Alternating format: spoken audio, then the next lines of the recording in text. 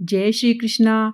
भक्ति मार्ग में आपका स्वागत है। माता रानी आप पे अपनी कृपा सदैव बनाए रखे।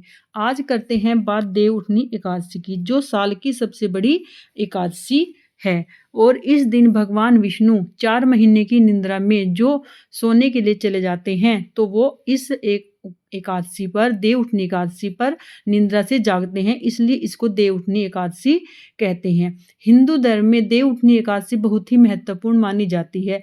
इसको देव उत्थान एकादशी भी कहते हैं। इस दिन भगवान विष्णु और माँ लक्ष्मी की उपासना की जाती है और इससे भगवान विष्णु और माँ लक्ष्मी की हमारे जीवन में अन्न धन भंडार और सुख समृद्धि का वास हो जाता है, जो कि सभी एकादशियों में सबसे बड़ी एकादशी मानी जाती है। देव उठनी एकादशी का मतलब है देवों का उठना। जैसे कि नाम से ही पता चल जाता है कि इस दिन श्री हरि चतुर्मास यानी 4 महीने की निद्रा के बाद जागते हैं।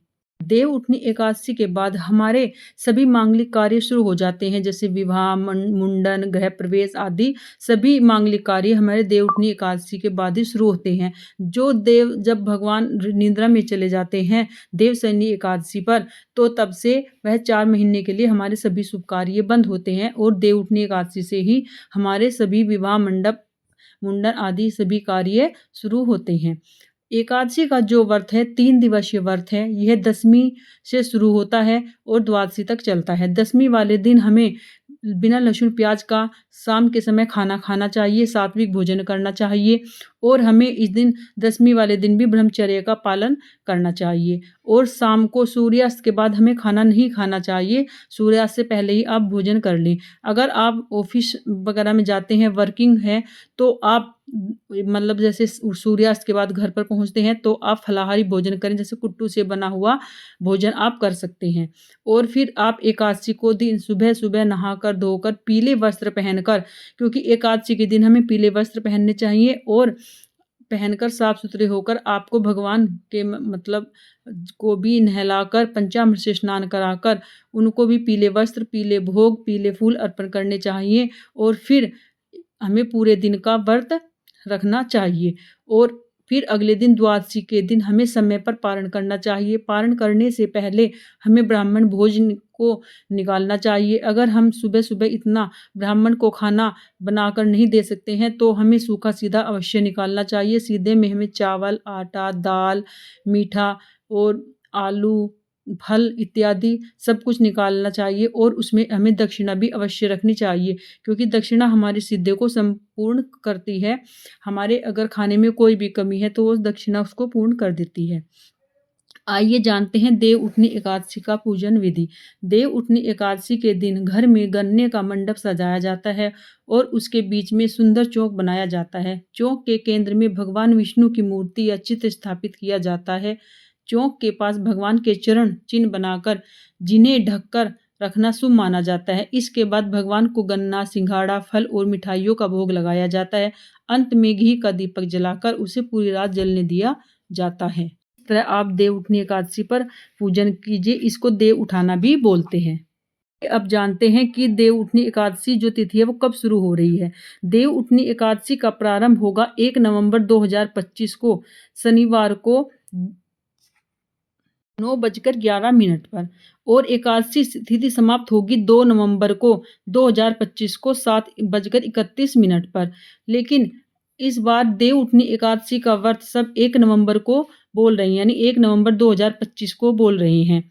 लेकिन हमें हमेशा, अब देखिए आप, एकादशी तिथि जो प्रारंभ हो रही है वो 1 नवंबर को 9 बजे प्रारंभ हो रही है और हमारी जो शास्त्रों में मान्यता है वह है उदया तिथि की है। उदया तिथि में तो हमें एकादशी नहीं मिल रही है, दशमी एकादशी मिल रही है।